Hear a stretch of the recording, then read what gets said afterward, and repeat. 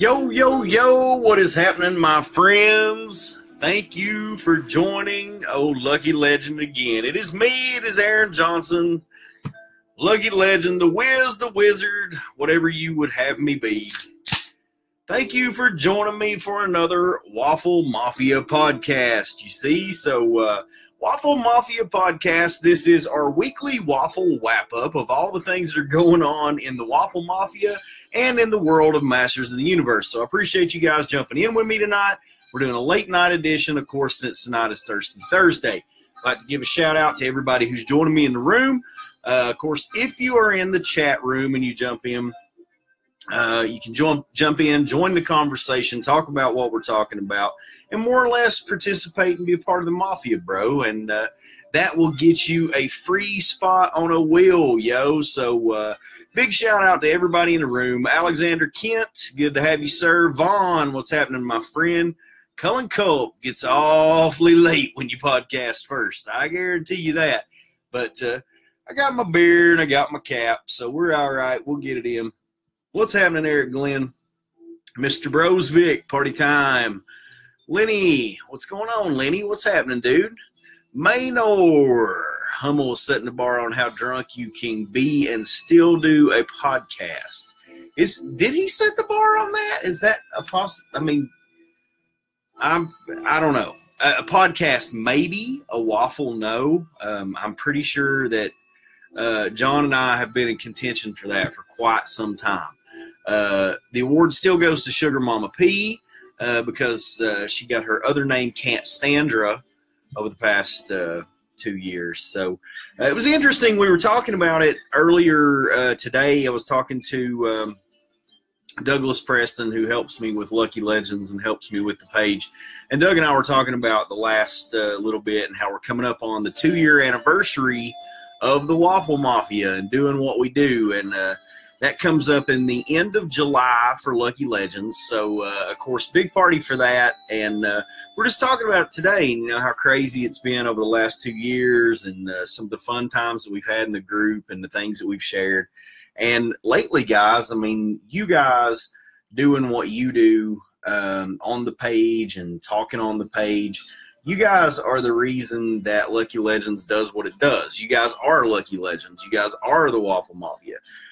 So I really appreciate each and every one of you all, every person who takes time to get on there and do a live or just say hey. It was really awesome to see Eric Glenn and Manlore talking earlier today. What's happening, Wendy? What's going on? Yeah, maybe for tonight. Can't stick around. Just wanted to say caw, caw. What's happening, Freebird? What's happening, my friend? Ruddy Buddy, Paul Rudman, what's happening, man? It's always good to have you around, Rud. Good to see you, man. Yeah, so it was just really awesome to see those guys talking and you know, having fun and doing this thing together. So this is why we do what we do. This is why these groups are just a little bit different than the rest and why we try to set ourselves apart. We hold ourselves to a little bit higher standard in our groups, and we also try to share the love and spread the brotherhood. So little pause for the cause for the Mafia, y'all. I appreciate you guys. Again, y'all make it do what it do. But tonight is about being thirsty and having a beer or two. So we're going to get this podcast going. We're going to get that underway. Going to do TRI-KLOPS. Hey, man, what you say? This is the guy we came to talk about. Yo, three-eyed fool. We're going to get it on, man. Make it do what it do. So, as we do every week, we will kind of talk about the things that have been going on the previous week. Do a little waffle wrap-up of who's done some wins the previous week.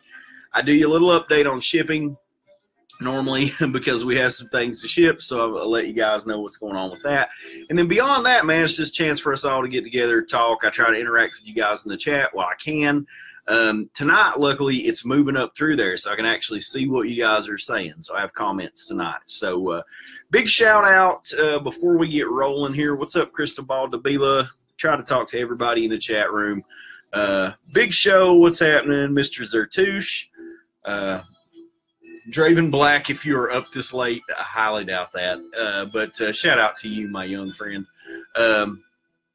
Yeah, so what was I was getting ready to tell you guys something that was like really cool that we were talking about earlier today. Oh, these live unboxings and things, of course, there's multiple different places that you can do unboxings. You can do them on Legends. You can do them on the Great Unboxing. I really, to be honest with you guys, it's just good to be able to interact with you all and to see you all interacting with each other and talking to each other.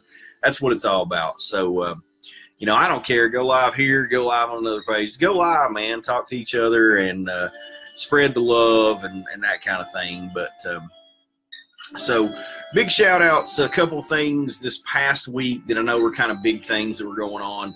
And it's a big shout out to our sister podcast, Masters of the Galaxy podcast. Masters of the Galaxy podcast, John Moslewick, Chris Hummel, myself when I can make it, and of course Brian Ozone. So Ozone started that podcast. Brian had Songster on this past week. Doug Howard played Songster in the He-Man Power Tour. So I don't know if you guys were aware of that or saw the link that Brian shared. But if you've never listened to Masters of the Galaxy podcast, that particular episode really is worth checking out. And really, to be honest, man, it got me a little emotional in parts because listening to Doug Howard talk about some of his experiences from being on stage and how powerful this message was that they were trying to share with Power Tour. So it was very cool to hear that information and to hear it from him. You guys, we gotta like rally. We gotta get a Songster character made. I know what you're thinking. There's a lot of other characters that we need more so than Songster, and of course they wouldn't get his hips right. But the truth is, we need him. All right, so we're going to start. We're going to get us a hashtag going or something. Justice for Songster or something like that. And what I want, and if you guys actually do get to watch the podcast, please check it out on YouTube so you can see what Songster looked like before when he was actually being Songster on the Power Tour. And you can see what Songster looks like now because he was doing the interview with Brian. So what we have to have from Super 7 is we have to have multiple heads. So if you guys could check that out, we're going to have Songster. We're going to have his costume from the 80s, but then we have to have that interchangeable head for the current Doug Howard head that would go along with Songster. So very cool stuff. You guys check that out. Another shout out, of course, to Fans of Power podcast. Joe and Tyler Baker always tearing it up over there, and they're always having awesome people on there too. So they've been talking about some DC stuff this past couple times and covering it was kind of an obscure bit of Masters lore, but it's sort of a piece that comes in and introduces the first 3 episodes, and it talks about the greatest story ever, greatest adventure ever told, or however that's. You can Google it and find it, and it has the sorceress sort of giving a lead in for each of the episodes. It's really cool. But check out their episode over there on that too. You can always check that out, of course, on YouTube. If you look up Masters of the Galaxy podcast, you can look up Fans of Power podcast, you can look up Waffle Mafia podcast, because that's where this goes when we get done with the show. Move it over to YouTube so you guys can check it out over there if you want to, or anybody listening at a later time. Alexander Kent is expressing his feelings about Super 7, and that brings me to my next point. Super 7, I wanted to talk about it really because there gets to be a lot of debate and a lot of discussion that goes on in the group about Super 7. And it's awesome discussion. You guys are really awesome with the ideas and the things that you flesh out and the things that you talk about. But we had a really good discussion going this past week about Super 7 and about business models and things, really just not, I don't know if we're just on the wrong business model, or maybe we just bit off a little bit more than we could chew, or whatever that may be. But what we've got to understand is that Super 7 is a small company, and they really are taking some big swings at some of the stuff that we really want. And I agree, guys, we can't pay a premium price for these figures and get some of the whacked up, jacked up shit that's come in the mail. And I'm sorry, that's just what it is. Watching James Manning open his, open his TRI-KLOPS and that ab crunch. Then to further it was seeing the kind of, response that he gets in email. I know that some of those kind of things, those kind of controls are in place as far as responding to customers and trying to give a general blanket answer or something to that effect. But, getting a broken figure is not cool, man. It's never cool. And especially when the thing has, a $40, $50 price tag on it. So, again, we are the ones that control the market. And I think letting our voices be heard is very important. So I really don't like to get into a thing where we're just bashing. But if we can have healthy debate and we can get on the page and we can talk about the things that bother us and the things that we'd like to see. Now, I'm not talking about just individual little bitches and, things that minute detail that we would just get caught up in, but just the overall general process and sharing, what happened to you and your experience and what you saw. And I think what we see when that happens is that we hear an awful lot about the bads, but we don't necessarily hear about any of the goods. So, I do think it's interesting to be able to use the forums that we have, the groups that we have, the pages that we have, and to let our voices be heard. So please, guys, I encourage y'all to keep doing that. Keep talking on the page. Believe it or not, it gets noticed. And I did think it was interesting. I was going to point this out about Songster and about Doug Howard, and especially with that interview. And if you guys listen to it, you'll get it. But yeah, quality control is definitely an issue, man. That is like the biggest part of it. What's up, Trinity? What's up, Herb? What's going on, buddy?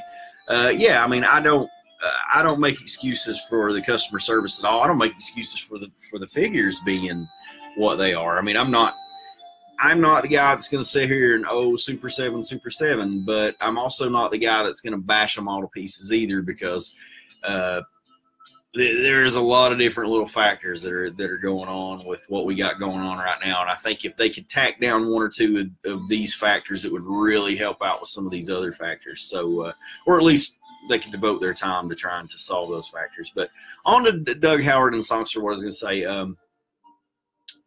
I have no idea what I was going to say, but it's all good. We'll pause for the calls and get it in the hood. No, I thought it was interesting that Doug actually pointed out that he said, your all's little community, or however he worded it, he said, your all's little community is very strong. I was very surprised to realize that this community is alive and active and very well. And so it surprised Doug, I think, to see that we still care and still care about, the stuff from our childhood, and we're very passionate about it. So obviously when we get things that are A, not what we were shown, B, the paint apps suck, C, they're just loose. I don't know any other way, or broken, any other way to describe that. But, we have to keep working together in a positive manner to let them hear what we have to say.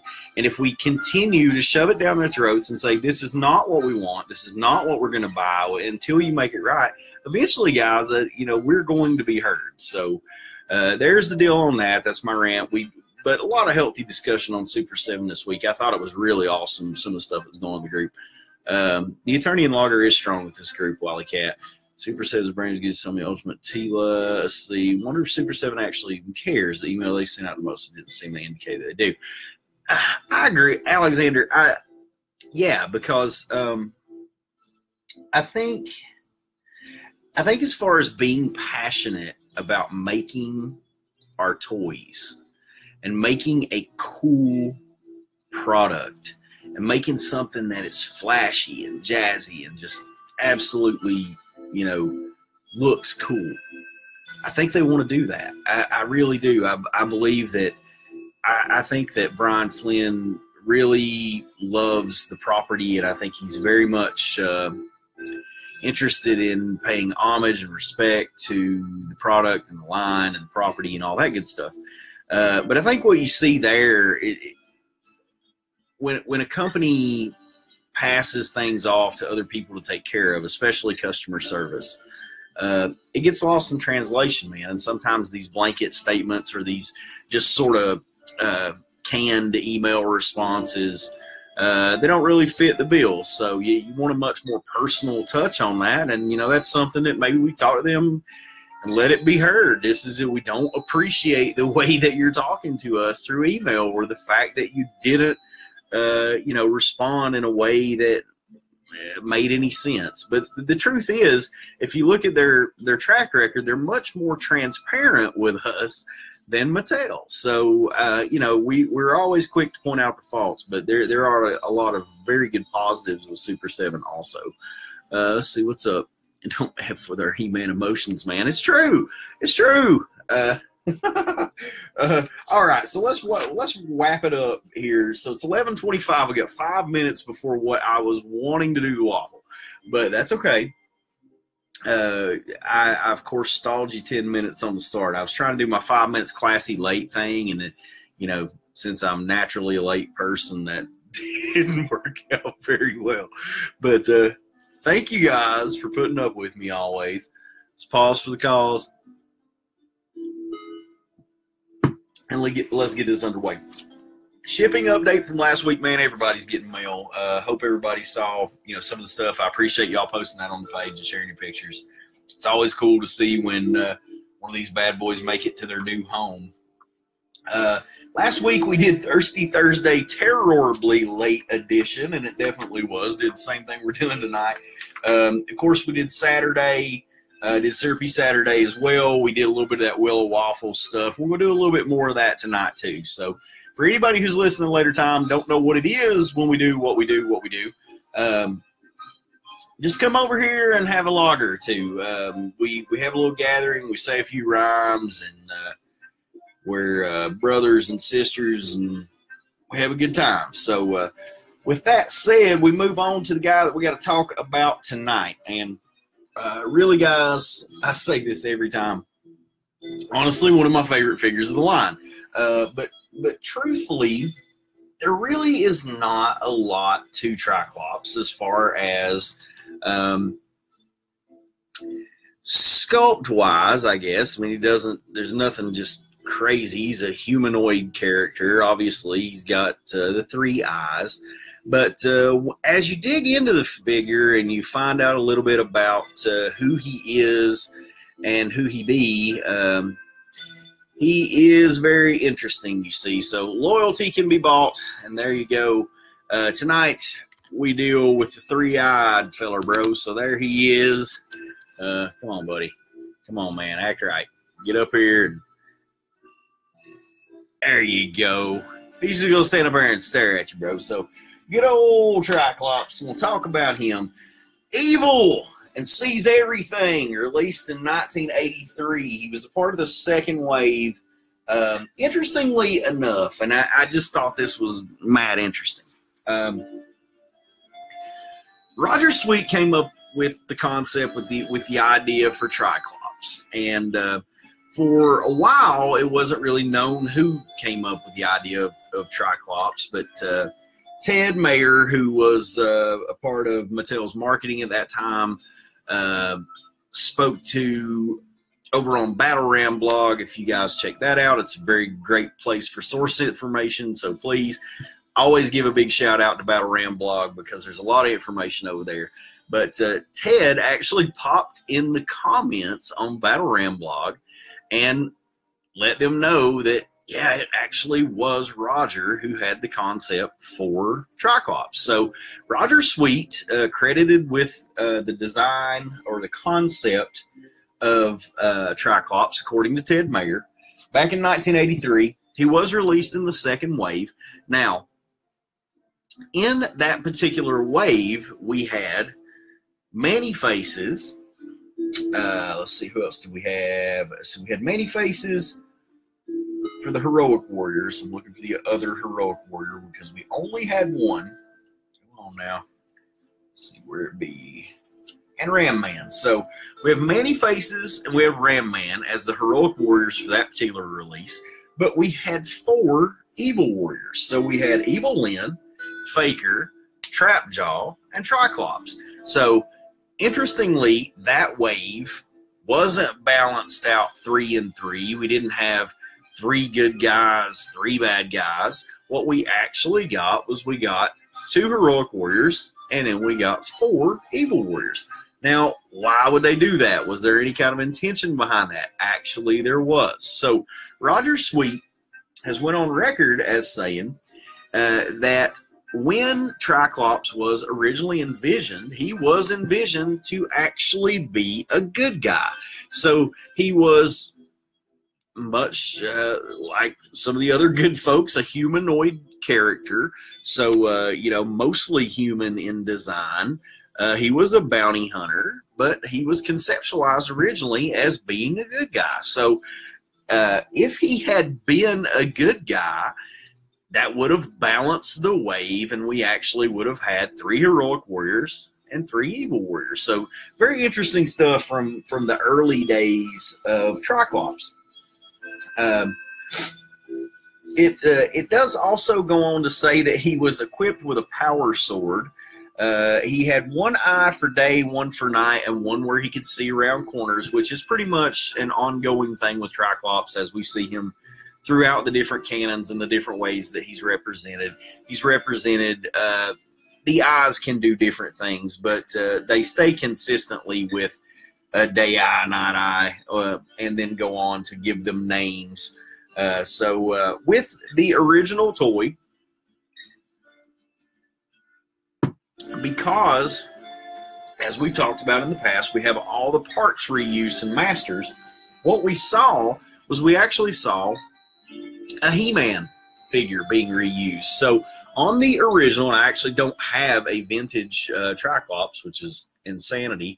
I did, and here's the thing. So where the rest of this guy is, I have no idea, but there you go. There is a visor for TRI-KLOPS, bro. So he's that's all I have, man.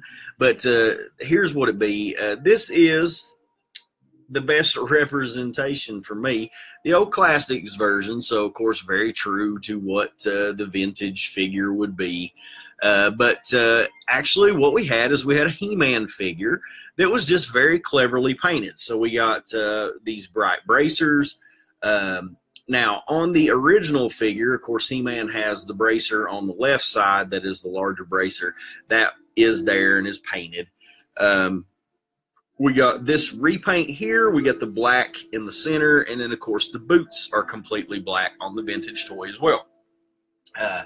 If you look closely, and, of course, there's not really a great representation of it here with the classics figure. But on the vintage toy, if you'll look closely on the back, we actually do have sculpted hair. It is black, but they did sculpt the hair even back then. So TRI-KLOPS has always had the, you know, he's had the party mullet for quite some time. Business up front, party in the rear. You got to keep that one eye real clear. Wonder if oh, trying to catch up on comments. Thank you, guys.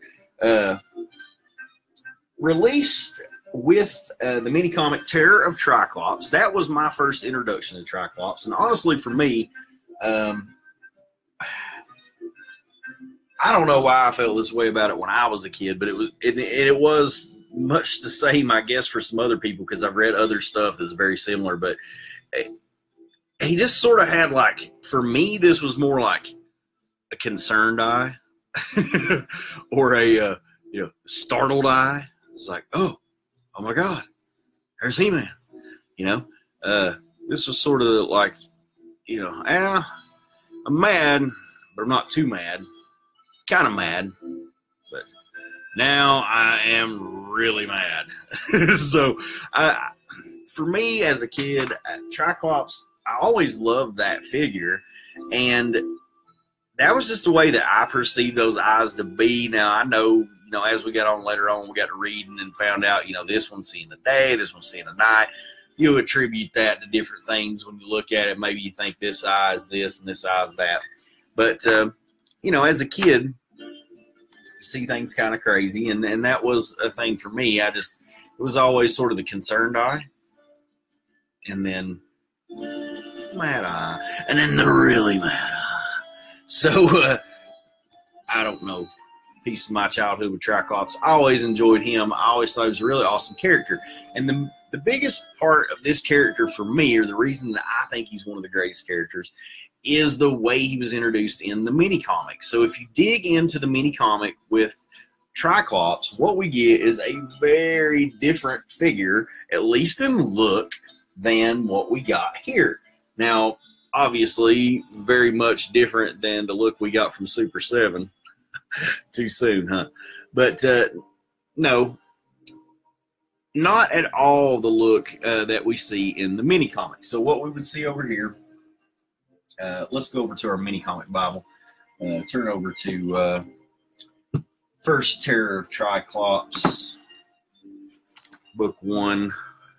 And there you go.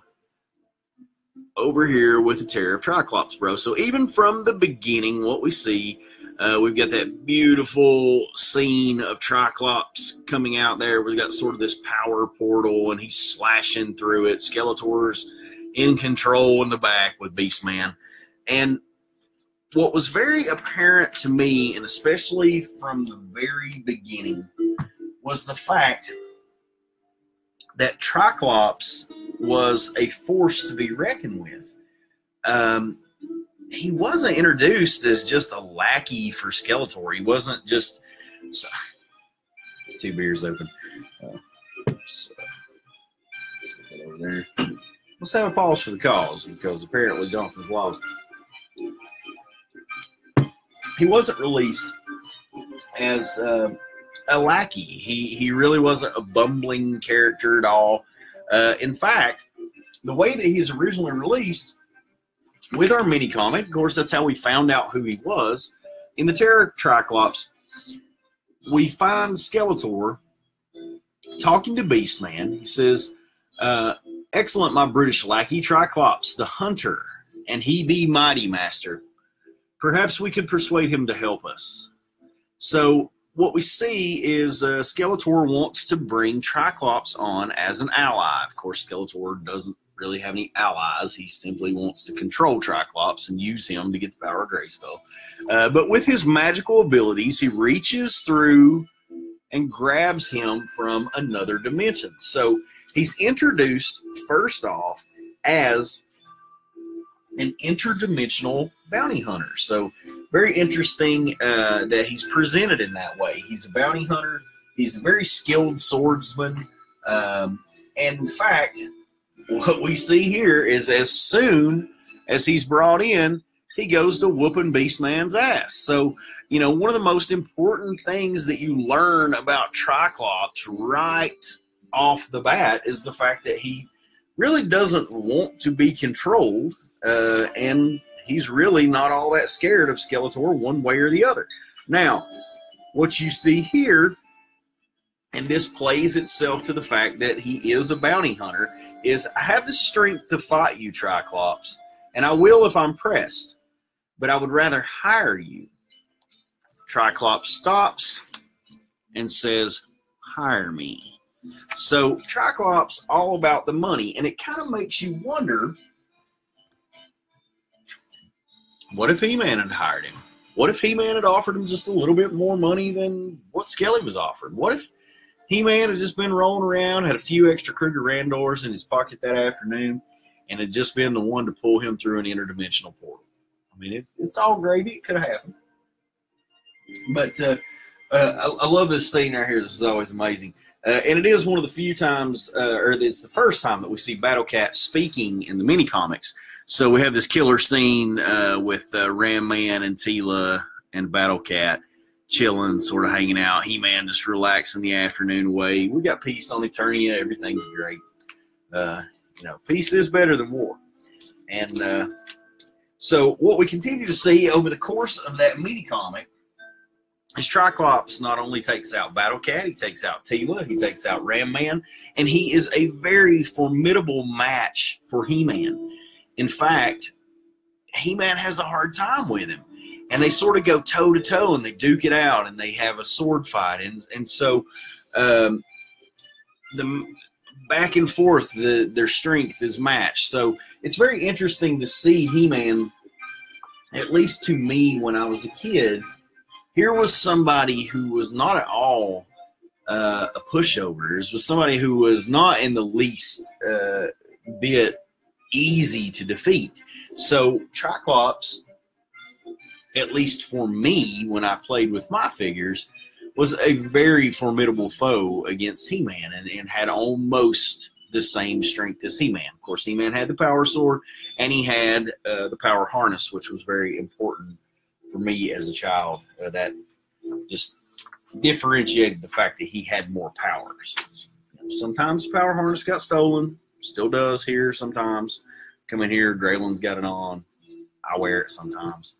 Pause for the cause. Let's get it underway. It is 11:40, and it's almost time to play. So what I'm going to do is I'm going to hurry on through the rest of this. We're going to run through it. We're going to get it on down for Tri-Klops. And then we're going to take it down to Pound Town, go ahead and get this waffle underway because we have got some stuff we've got to give away. And on top of that, it's mighty late. We got meetings in the morning. Y'all know what it be. But I appreciate each and every one of y'all coming and hanging with me. All right. He was a handy spy, had three-way vision, one eye with night vision, one eye distant vision. His distant vision allowed him to see great distances. The third eye varies. Sometimes it can be used to see around objects, to see through objects. In some canons, he has the ability to blast from the visor. Mini comic look, very different from the original toy. We talked about that once before. And again, very different from the Filmation look. So the Filmation look is what we've been getting out there from Super 7, if you could call that the Filmation look, because necessarily it isn't. Necessarily it is. I don't know. We've had this debate back and forth, and some of the sales, as far as the color sales, that color actually is acceptable. I can honestly say that it is not what we were shown that we were getting, so obviously it's quite different. But that particular Tri-Klops has finally hit your all's hands. And to be honest, guys, as far as sculpting goes, as far as the look of the figure, much like the rest of the line, he pretty much just jumped straight out of the cartoon. So they did a very good job on Tri-Klops. Interesting thing about his look in Filmation, of course, like the other Filmations looked, very, again, I don't like to say dumbed down, but more of a smoother, less detailed, stylized look for the Filmation characters. And he's no different. He gets a bit more simplified, and of course that's for use with animation sales and the reuse of animation sales because of the costs. So of course Filmation wanting to keep that cost as low as they possibly could and reuse those film sales when they can, or those animation sales when they can. He debuted in Filmation in Diamond Ray of Disappearance, so he made his debut there. Very little backstory in Filmation for Tri-Klops, really nothing major for him. It doesn't really tell where he came from, other than the fact that we get that he's an interdimensional bounty hunter and that he's pretty much a sword for hire. So we also know of his great cunning, his tracking ability, so as far as characters go, the mini comic version of Tri-Klops is a very far removal from what we ended up with in Filmation. Now, obviously, he's still useful in Filmation, and there are still other tasks that he does and things that he helps Skeletor with. However, he is reduced to a bit more of the bumbling lackey, and then as we get on to Season 2, I mean, he is used very little, if nothing more than to just simply make cameos. So Tri-Klops not really getting a lot of love as far as in the Filmation world, and that's kind of strange because that's where most folks do recognize his look from. I personally prefer the mini comic look. I do wish that we could get a true mini comic accurate Tri-Klops. And with all this different stuff, guys, with the different colored armors and the different looks to the head, I mean, we could get an Ultimates Tri-Klops, right? I mean, they could make an Ultimates Tri-Klops, but again, it is what it is. We now have two versions of Tri-Klops. We have our, of course, our Classics version. We have our Club Grayskull version. And yeah, there were issues with them. There's no issues with these, and to be honest, you know, this visor spins quite nicely, and no issues whatsoever with the color of the armor. To be honest, it isn't exact to the vintage toy again, because we do have a little bit different arm on or bracer there for the arm, and of course they've a couple of little added details that the Four Horsemen have added in there. They're just absolutely beautiful.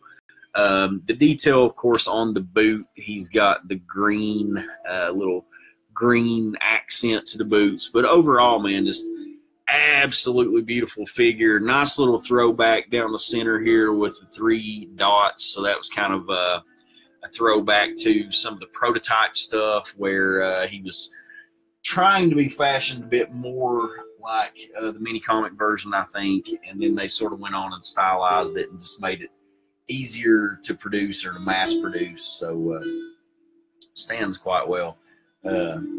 This one of the tighter. I mean, I've had a couple of Tri-Klops go through my hands, and I think we have waffled him once before. In fact, I know we have, but really just absolutely tight figure, beautiful figure that we're giving away tonight. So we're going to get that underway. You can get the custom blindfolded head from darkdimensions.com. That's cool, and I'm glad you brought that up, Alexander, because there is a little further expansion on his story, and that is James Manning did an awesome job. We shout out to James again over at King He-Man and the Masters of the Universe page. James Manning, Manlord, the keeper of the books, he keeps all of our literature, and he did a great job earlier of coming in and posting all of the Tri-Klops stuff, or the more prominent Tri-Klops minis. So he did the Cherub Tri-Klops.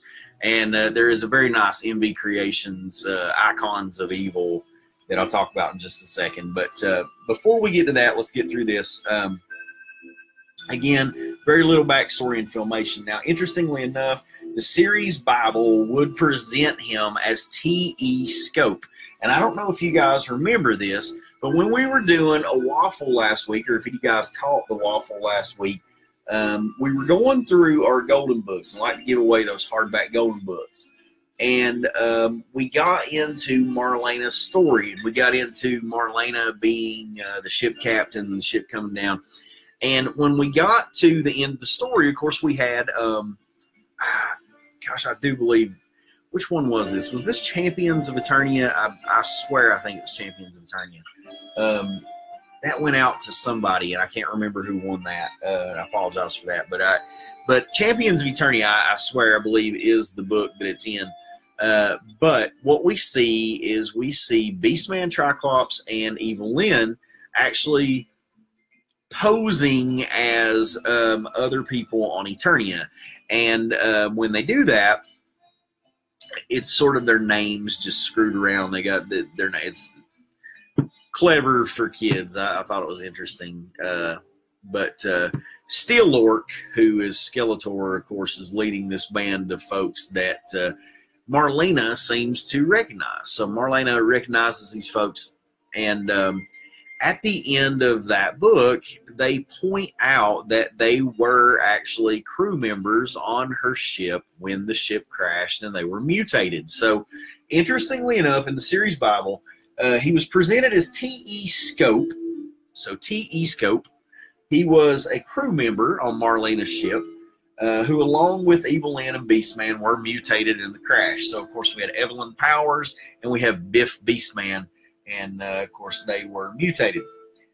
Tri-Klops, again, fairly consistent through most of the media, especially with the eye.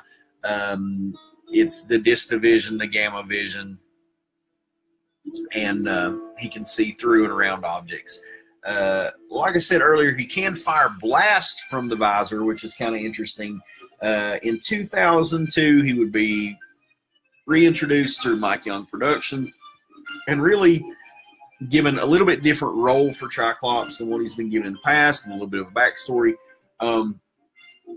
And he was able to fire different colored lasers from his cybernetic headpiece. Mainly an irritable inventor, he creates weapons, and he is also known for creating Doom Seekers. So there is the cool little Doom Seeker that TRI-KLOPS is known for creating. So much like Man-at-Arms, he's sort of the scientist. I don't know. Personally, I like the Doom Seeker, but I don't really need TRI-KLOPS doing all that. Like, the Doom Seeker's cool, and that's a cool little nod in 2000X, or a cool little thing that he does. But personally, I prefer the Bounty Hunter. I think if anybody would be creating weapons or creating technology shit, it would be Trapjaw. So, I don't know. For me, I just personally like him better as a bounty hunter and a swordsman. But, you know, 2002, he saw some play in NYP. He was reimagined as a figure, of course, from that series for 2000X. And this is what happens, man, around here. This is actually the variant. This is the blinded variant, the spellcast blinded magic variant. This was after he got his eyes blasted out. So there you go. Good old TRI-KLOPS, yo. But so there's TRI-KLOPS, and of course 2000X styling. That's the 2000X figures that we got. So of course recreated and redone in all his beautiful glory. So there's old TRI-KLOPS. I like that figure. I don't know. I like for TRI-KLOPS to be just as muscular and just as big as He-Man. I think that in order to be a formidable foe for He-Man, he should be muscular and large like that too. There's been some portrayals of TRI-KLOPS of him being a bit smaller, and you know, I don't necessarily need that. If you want to check him out in 2002, check out Roboto's Gambit. Is one of the few times that he actually tried to betray Skeletor. So 2002 NYP Productions, get on YouTube, you can check that out. Roboto's Gambit is a very cool episode. A little further backstory that went along with the MVC, so the MV Creations, that was Val Staples, and actually written by Robert Kirkman. So I don't know if you guys knew that. Walking Dead Robert Kirkman actually had a hand in that, and was a hand on that comic as well. He was a blind warrior who wore a bandana to conceal his eyes, magically blinded. He was again tricked by Keldor. But it actually goes back and tells of a time when these warriors, before these warriors became the icons of evil that they are today. And so it goes back to TRI-KLOPS' time in the service of Keldor. So we get a little bit of the backstory with Klops and all that good stuff. So very interesting information for him in that comic. You guys should check that out. Classics, he was expanded on just a little bit. Tridor, Asuniux Scope, so TE Scope once again. Classics, give a little nod there to the Bible and sort of the series Bible, and given his correct name there and expanding on that TE Scope. He was an interdimensional bounty hunter. Accident blinded him. He was forced to wear a tri-optic visor. Gamma vision, night vision, and distavision. So once again, holds true. Couple of mini comics to talk about, and then I'm through with you. We got mini comics: Terror of TRI-KLOPS, Tale of Tila, Power of Point Dread, Double-Edged Sword, Clash of Arms, The Obelisk, and Hordak. And one thing I meant to tell you about the vintage toy came with that cool glow-in-the-dark Grayskull ring. So there you go. It's been TRI-KLOPS, yo. Appreciate you guys hanging with me and us doing this podcast, man. We got to get it underway. We got a whole bunch of stuff for which we got to play.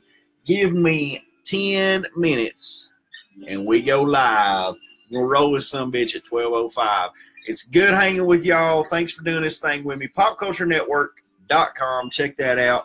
Of course, check out all of the other pages, the Waffle Mafia pages, Lord of Destruction Waffles, La Will. Check us out over here at Lucky Legends and Most Powerful Waffles. I love you guys. Appreciate it. Thanks for hanging with me. We'll see you in a few. Peace.